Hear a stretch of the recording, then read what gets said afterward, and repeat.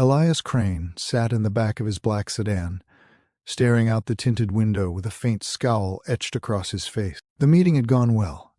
Another acquisition, another multi-million-dollar deal closed with a handshake and a signature. His legal team had been efficient. His investors were pleased. His name would soon appear in the business columns again, praised for vision, for discipline, for turning ambition into achievement. And yet, as the city lights blurred past him, all he felt was irritation. The car slowed. Traffic thickened near the downtown corridor, clogged with evening commuters desperate to get home. Elias shifted in his seat, checking his watch. He had a dinner reservation at 7.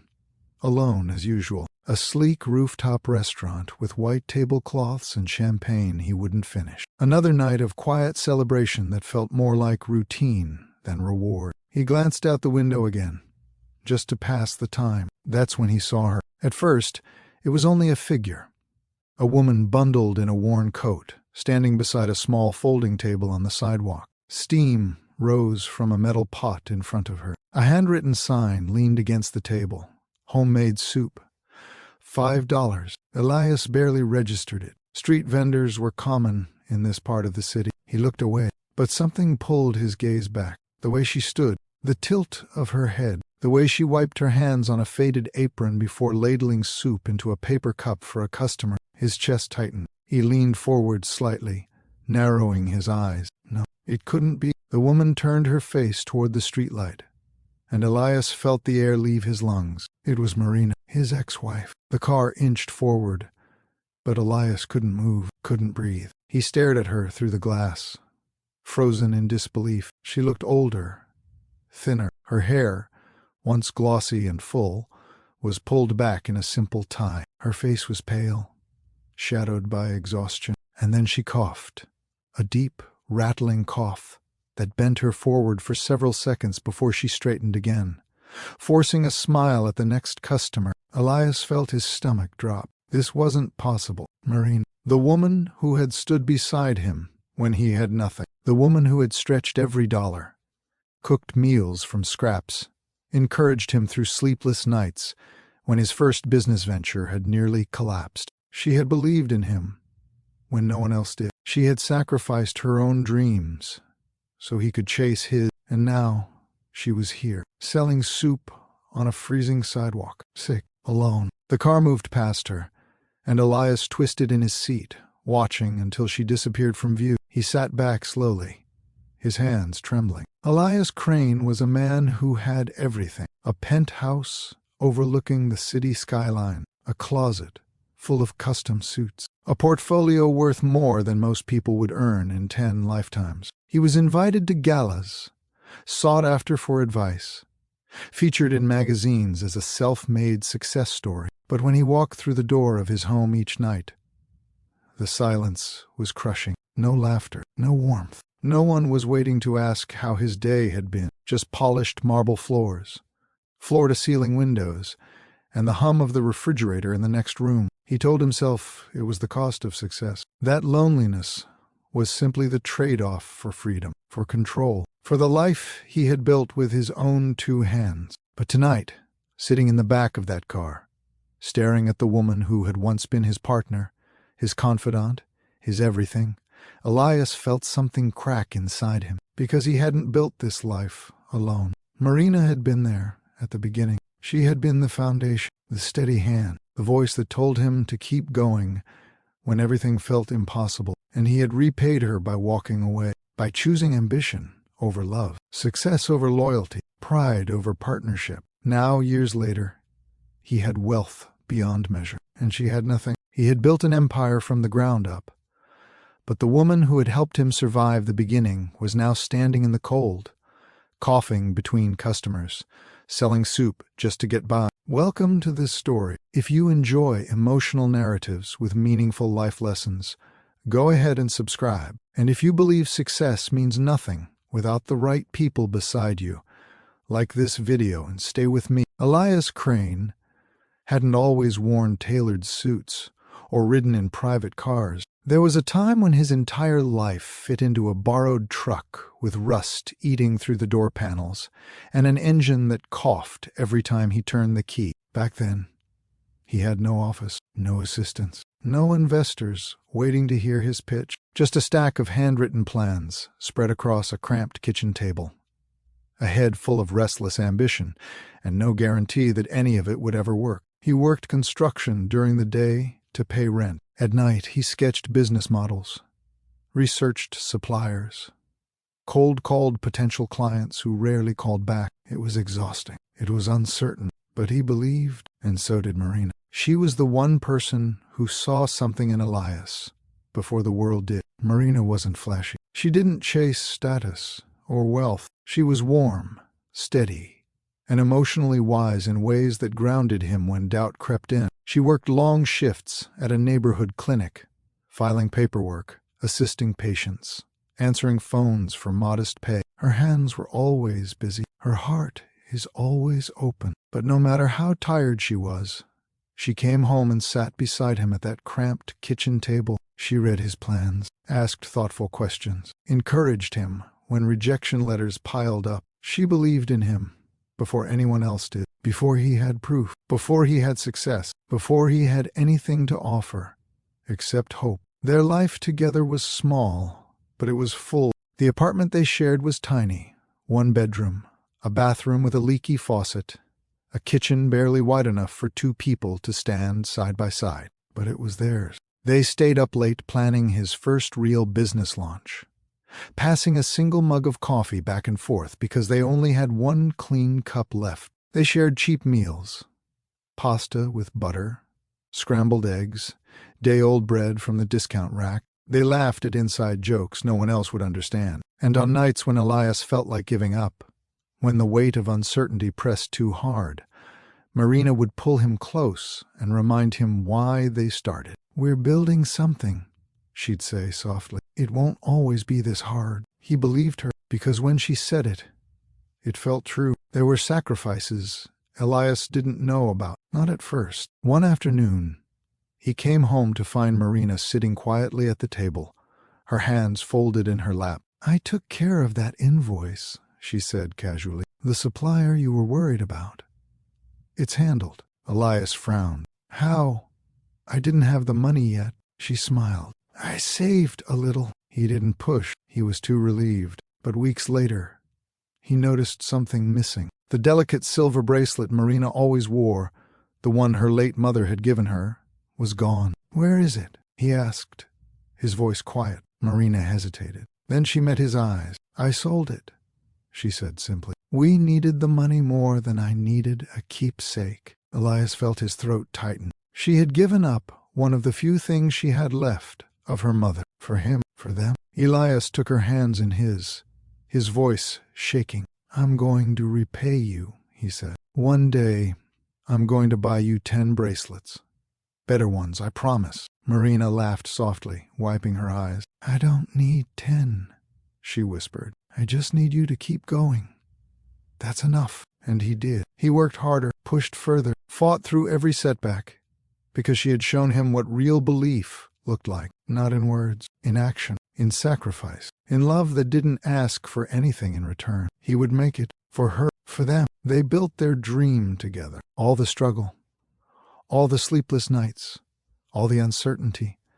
It was supposed to be temporary. They believed that once Elias's business took off, once they had financial security, life would get easier, and love would carry them through. They would finally breathe, finally rest, finally enjoy what they have built together. Marina never doubted it, and for a long time, neither did Elias. But success, when it finally came, changed him in ways neither of them expected. It started slowly, so slowly that neither of them noticed at first. Elias's business began to grow. The contracts he had fought so hard to win finally started coming through. Clients who once ignored his calls now returned them. Investors who once dismissed his proposals now wanted meetings. It was everything he had worked for, everything they had sacrificed for. But growth came with pressure. More meetings, more negotiations, more late nights at the office trying to keep up with demand. Elias told himself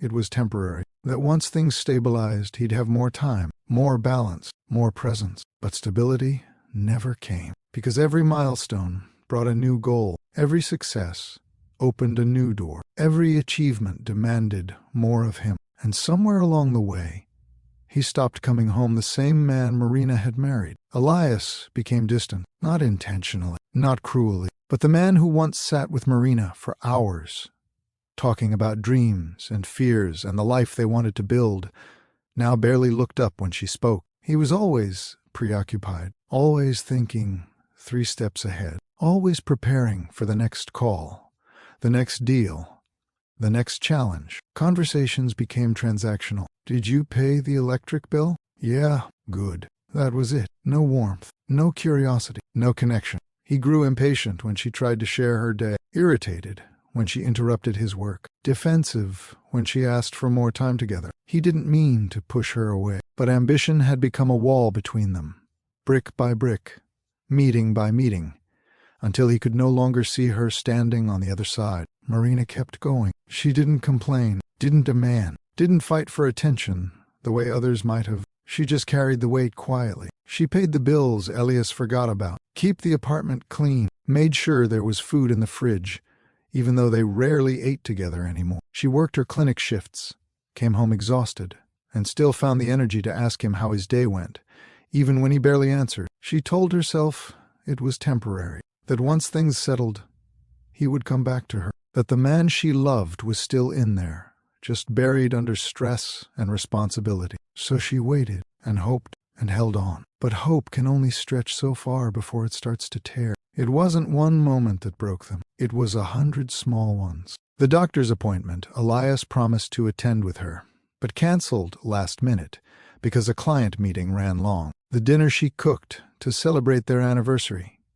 cold on the table, while he worked through the night in the next room. The nights she lay awake, staring at the ceiling, wondering if he even noticed she was struggling. The bills she juggled in silence because he assumed everything was fine. The concerns she tried to share about their finances, about her health, about them, that he brushed off with distracted reassurances. We'll talk later. I'm handling it. Just give me a little more time. But later never came, and time kept slipping. Marina felt herself disappearing, not all at once, but piece by piece, until she wasn't sure he even saw her anymore. One night, Marina finally broke. Elias came home late again, his tie loosened, his face drawn with exhaustion. She was sitting at the kitchen table, her hands folded, her eyes red. "We need to talk," she said quietly. Elias sighed. "Can it wait? I've had a long day. Every day is long for you now," Marina whispered. "But I'm still here. I'm still trying. And I don't think you even notice." Elias tensed. "That's not fair. Everything I'm doing is for us." "No," Marina said, her voice trembling. "It's for you. I'm not part of this anymore. I haven't been for months." Elias felt frustration rise in his chest. He heard criticism, not heartbreak, not a plea for connection. Just one more demand on a day when he had nothing left to give. "You knew what building this would require," Elias said, his voice hard. Marina looked at him, tears streaming down her face. "I didn't know it would require losing you while you were still standing in front of me." The silence that followed was suffocating. Elias wanted to say something, to reach for her, to apologize, but pride locked his throat, and fear kept him frozen. They separated emotionally that night. The divorce papers came months later, not because they stopped loving each other, but because they stopped reaching each other, and neither of them knew how to rebuild what silence had destroyed. If you've ever seen a relationship break from silence instead of shouting, comment "too late" below. And if you're here for stories about love, regret, and second chances, subscribe. Because this story is just beginning. The car rolled forward another block before Elias leaned forward sharply. "Stop," he said. His driver glanced back. "Sir?" "Stop the car now." The sedan pulled to the curb. Elias didn't wait for the door to be open. He pushed it wide himself and stepped out into the cold November air, his breath clouded in front of him. Traffic hummed behind him. Horns blared somewhere in the distance, but all he could hear was the pounding of his own heartbeat. He turned and began walking back toward the intersection where he'd seen her, toward the folding table. The handwritten sign. The woman in the worn coat toward Marina, his ex-wife. The woman he had left behind. Elias slowed as he approached, his polished shoes clicking against the pavement. Marina was wiping down the edge of her table with a damp cloth, her movements careful and deliberate. She hadn't seen him yet. He stopped a few feet away, unsure of what to say, unsure if he even had the right to speak. Then she looked up. Her eyes met his. For a moment, neither of them moved. Recognition flickered across her face. Surprise, confusion, something else he couldn't name. She straightened slowly, tucking a strand of hair behind her ear. "Elias," she said quietly. Her voice was the same, soft, steady, but there was a distance in it now that hadn't been there before. "Marina," he replied, his throat dry. They stood there. Two people who had once shared everything, now strangers on a cold sidewalk. Elias's gaze moved over her, taking in details he hadn't been able to see from the car. Her coat was too thin for the weather, the fabric frayed at the cuffs. Her face was pale, drawn in a way that spoke of exhaustion deeper than a long day. And then she coughed. A short, sharp sound she tried to muffle behind her hand. She turned her head away, her shoulders tensing as she fought to suppress it. When she turned back, she forced a small smile. "Sorry," she said lightly. "Caught something last week. Still shaking it off." But Elias knew better. That wasn't just a passing illness. That was something more serious. Something she was pretending wasn't a problem. His chest tightened. "What are you doing out here?" he asked, his voice barely above a whisper. Marina glanced down at her table, then back at him. "Selling lunch," she said simply. "People need affordable food. I need the income." Her tone was matter-of-fact. No bitterness, no self-pity, just the truth. Elias felt something crack inside him. "You're sick," he said quietly. Marina's smile faded slightly. "I'm managing. You shouldn't be out here in the cold." "I don't have much choice." The words hung between them, heavy and undeniable. Elias looked at the folding table, the metal pot, the small stack of paper cups. This was how she was surviving. Not comfortably, not safely, but surviving. And he had a penthouse, a car, a life insulated from struggle. While she stood here, coughing into the wind, selling soup to strangers. "Let me help you pack up," Elias said suddenly. Marina's eyes flickered with hesitation. "You don't have to." "I know," he interrupted gently, "but I want to." She studied him for a long moment, as if weighing whether to trust him. Finally, she nodded. "You can carry the cooler," she said quietly. It was a small opening, a tentative allowance, but it was enough. Elias picked up the heavy cooler, while Marina folded the table and gathered the cups and ladles into a worn canvas bag. They worked in silence, moving with the awkward efficiency of two people who once knew each other's rhythms but had forgotten the steps. When everything was packed, Marina started walking. Elias followed. Marina's apartment was 3 blocks away, up a narrow staircase that creaked with every step. The space was small, clean, but sparse. A single window overlooked the street below. Elias set the cooler down near the counter, his eyes taking in the modest furniture, the quiet emptiness. "Some kinds of struggle are easier than asking the wrong person for help," Marina said softly, standing by the door. Elias turned to face her. "Was I the wrong person?" he asked, his voice breaking. Marina met his gaze, her expression sad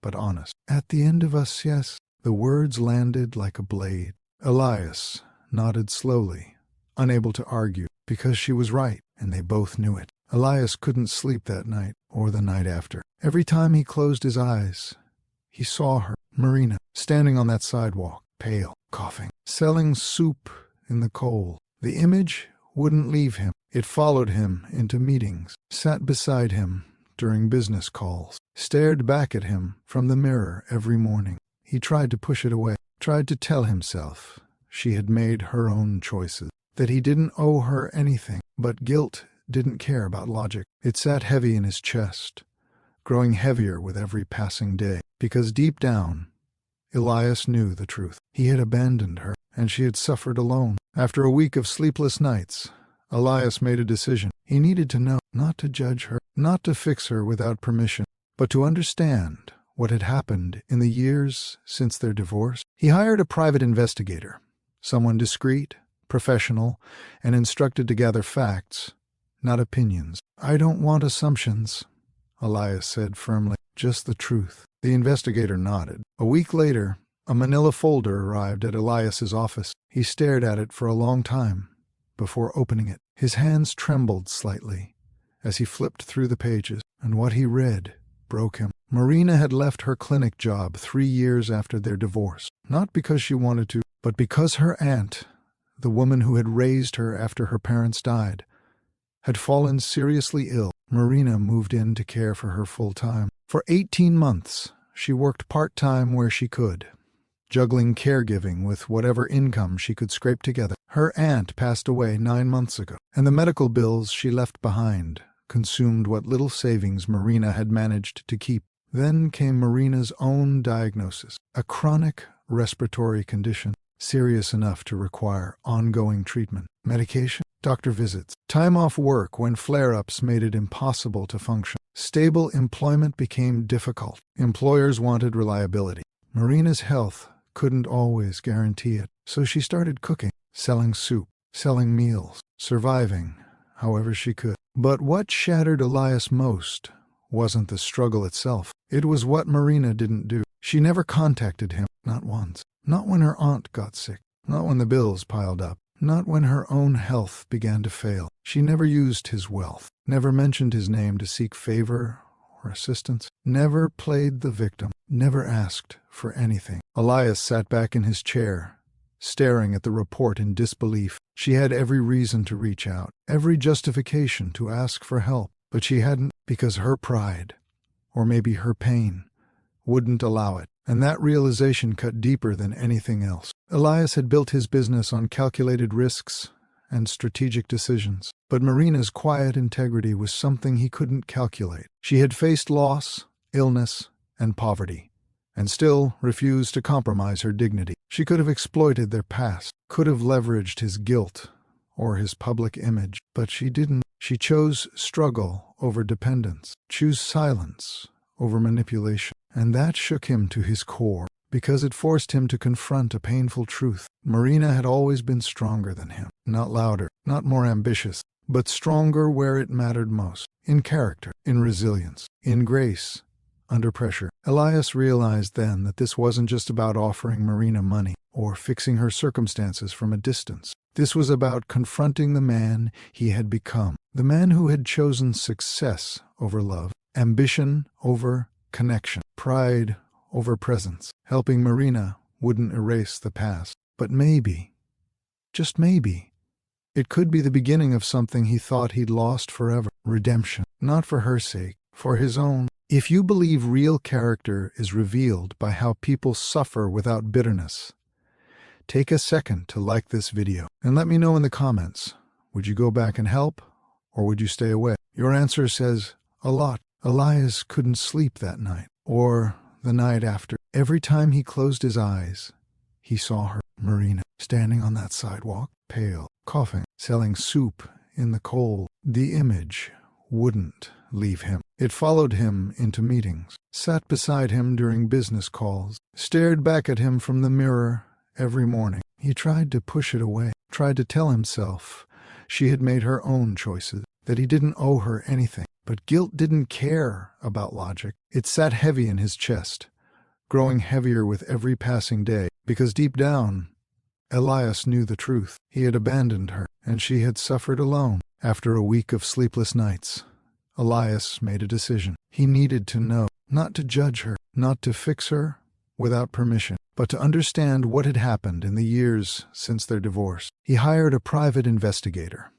someone discreet, professional, and instructed to gather facts, not opinions. "I don't want assumptions," Elias said firmly. "Just the truth." The investigator nodded. A week later, a manila folder arrived at Elias's office. He stared at it for a long time before opening it. His hands trembled slightly as he flipped through the pages, and what he read broke him. Marina had left her clinic job 3 years after their divorce, not because she wanted to, but because her aunt, the woman who had raised her after her parents died, had fallen seriously ill. Marina moved in to care for her full-time. For 18 months, she worked part-time where she could, juggling caregiving with whatever income she could scrape together. Her aunt passed away 9 months ago, and the medical bills she left behind consumed what little savings Marina had managed to keep. Then came Marina's own diagnosis, a chronic respiratory condition, serious enough to require ongoing treatment, medication, doctor visits, time off work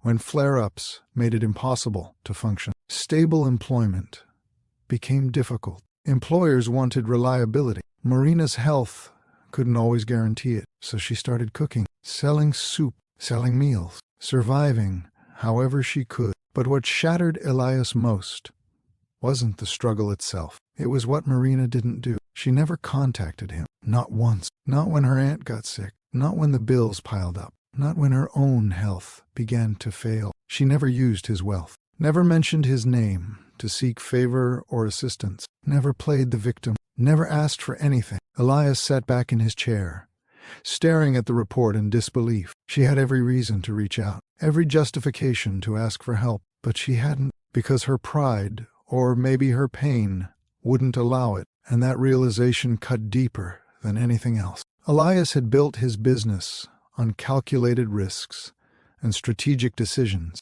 but Marina's quiet integrity was something he couldn't calculate. She had faced loss, illness, and poverty, and still refused to compromise her dignity. She could have exploited their past, could have leveraged his guilt or his public image, but she didn't. She chose struggle over dependence, choose silence over manipulation, and that shook him to his core because it forced him to confront a painful truth. Marina had always been stronger than him, not louder, not more ambitious, but stronger where it mattered most, in character, in resilience, in grace under pressure. Elias realized then that this wasn't just about offering Marina money or fixing her circumstances from a distance. This was about confronting the man he had become, the man who had chosen success over love, ambition over connection, pride over presence. Helping Marina wouldn't erase the past, but maybe, just maybe, it could be the beginning of something he thought he'd lost forever. Redemption. Not for her sake, for his own.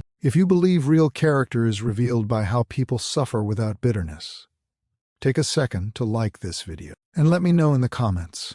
Would you go back and help, or would you stay away? Your answer says a lot. The next afternoon, Elias returned to the sidewalk. He didn't call ahead, didn't send a message. He just showed up, hands in his coat pockets, standing awkwardly a few feet from Marina's folding table. She looked up from stirring a pot of soup, her expression shifting from surprise to uncertainty. "Elias," she said slowly, "what are you doing here?" "I thought—" He hesitated. "I thought maybe I could help, if you'll let me." Marina studied him for a long moment. Then she gestured toward a plastic crate near the edge of the table. "You can sit," she said quietly, "but don't get in the way of customers." Elias nodded and sat down, his expensive wool coat brushing against the crate. He looked out of place, but he stayed. At first their conversations were careful, practical. "Do you need more cups?" "No, I have enough." "What about napkins?" "I'm fine." Elias didn't push. He just stayed, watched, helped when she allowed it. He handed her lids when her hands were full, carried the cooler when she needed to refill it, stood quietly beside her as customers came and went. Marina didn't soften immediately, but she didn't send him away either. And slowly, very slowly, the tension between them began to ease. One afternoon a customer complimented the soup, and Marina smiled. Elias noticed it was the same smile she used to give him years ago, when things were still good between them. Small, genuine, warm. And for the first time in years, Elias felt something other than regret. He felt hope. As the days passed, fragments of their old life began to surface. One evening, as they packed up the table, Marina laughed softly. "You remember the night we got that flat tire on the highway?" she asked. Elias smiled. "And neither of us knew how to change it. We stood there for an hour before someone stopped to help. You were so mad at me because you kept insisting you could figure it out," Marina said, shaking her head. "You were stubborn even then." Elias chuckled. "Some things don't change." Marina's smile faded slightly, but she didn't disagree. Another day she mentioned the time she burnt pasta so badly the smoke alarm went off. "You ate it anyway," she said. "It wasn't that bad," Elias replied. "It was terrible," Marina laughed. And for a moment, it felt like old times. But beneath the surface, Elias could see the truth. Marina was exhausted. Some days, she moved slower. Her cough returned more frequently. Her hands trembled slightly when she ladled soup into cups. One evening, after they'd carried everything upstairs, Marina sat down heavily on her couch and closed her eyes. "Are you okay?" Elias asked, concerned with sharpening his voice. "Just tired," she said quietly. But when she opened her eyes again,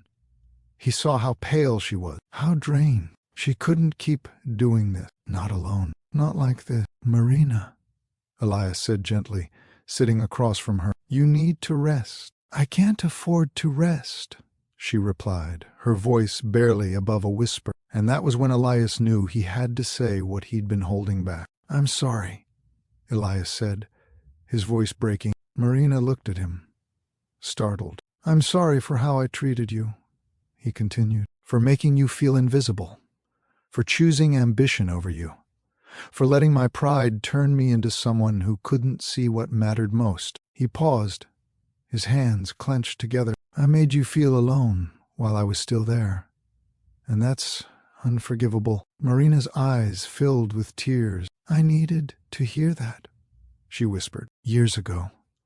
Not because it would fix everything, but because it would have proven that my pain was real, that I wasn't imagining it." Elias nodded, his throat tight. "It was real," he said quietly, "and I caused it.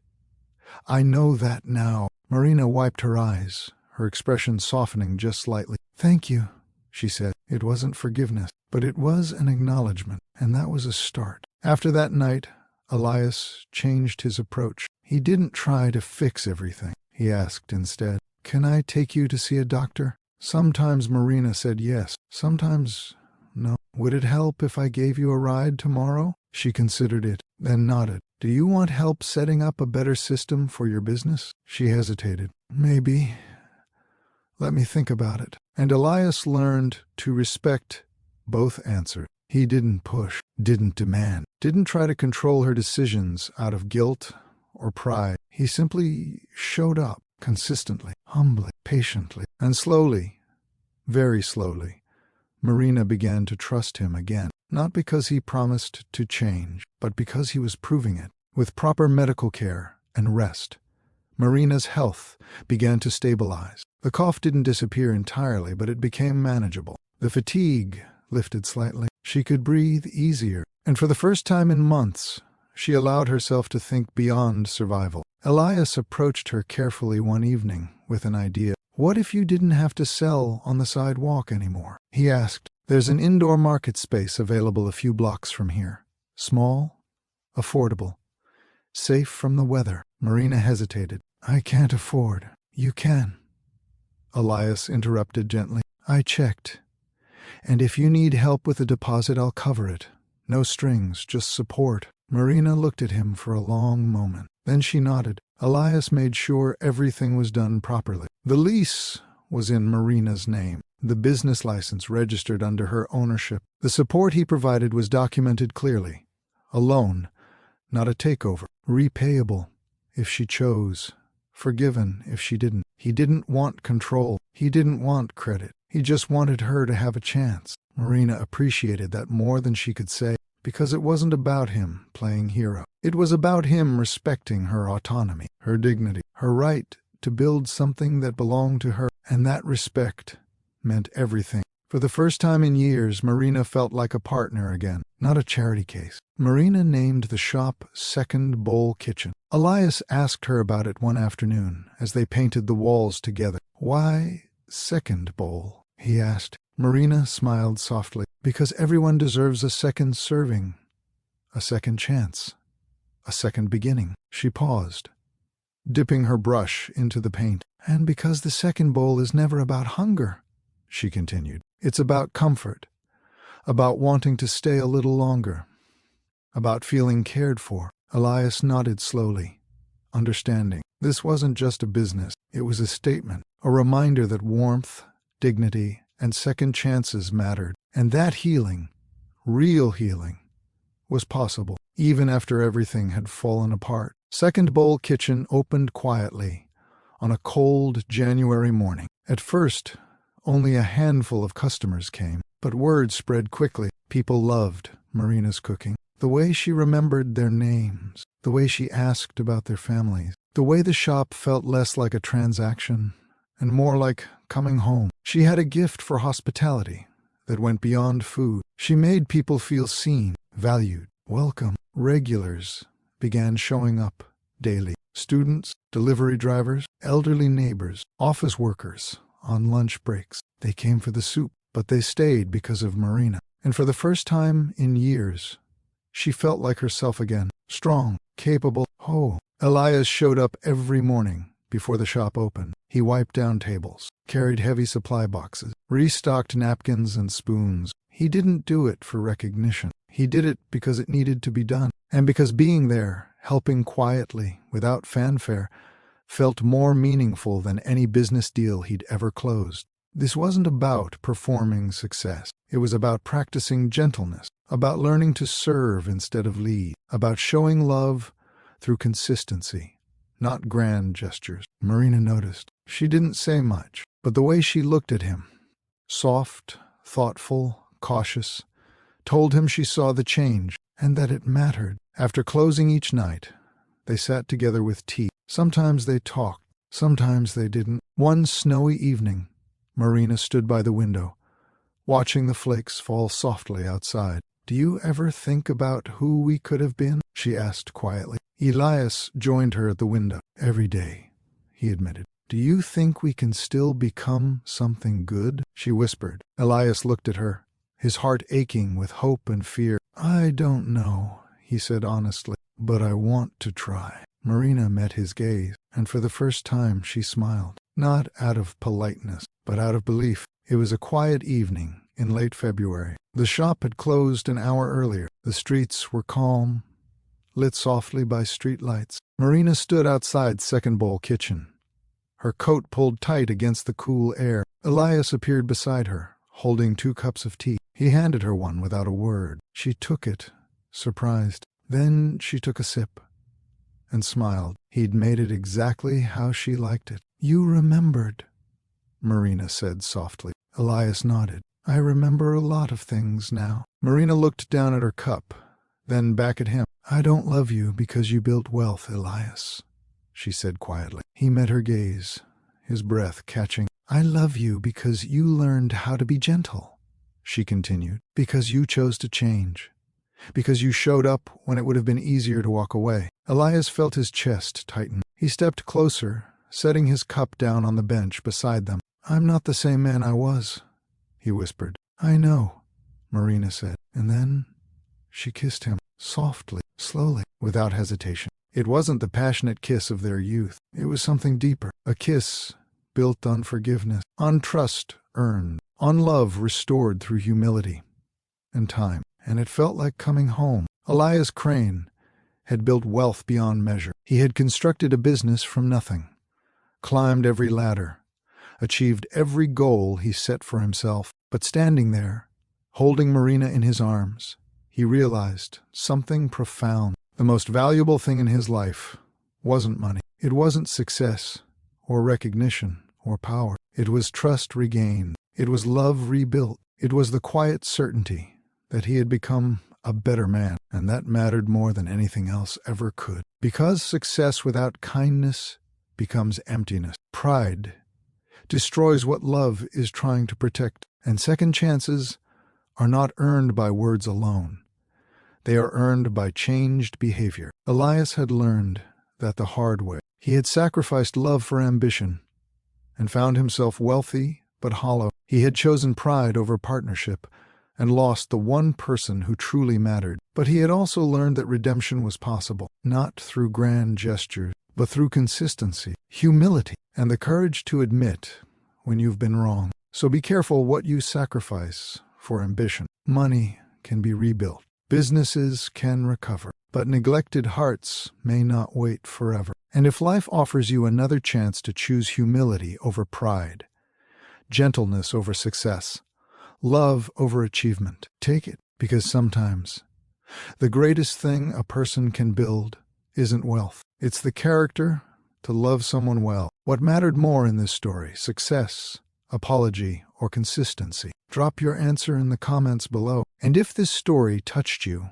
hit that like button, share it with someone who needs to hear it, and subscribe for more powerful storytelling with real-life lessons. Because sometimes the greatest thing a person can build isn't wealth. It's the character to love someone well.